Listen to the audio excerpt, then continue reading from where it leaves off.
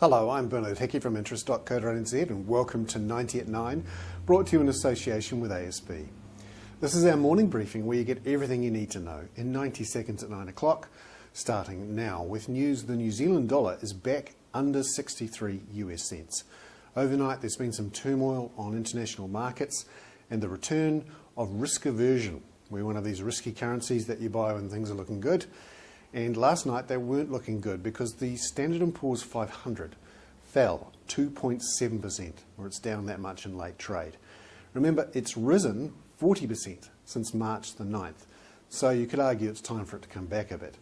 But New York generally was weak, and the economy there, according to a Federal Reserve survey, is further into contraction territory. The US dollar was stronger. That's what happens when you get risk aversion. People bring their money back into the US dollar.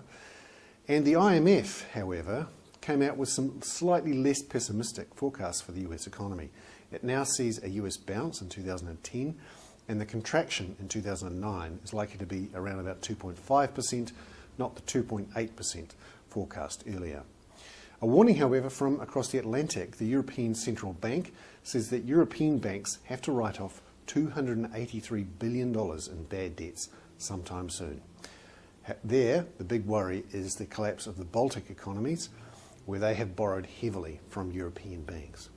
I'm Hickey. That was 90 at 9, brought to you in association with ASB.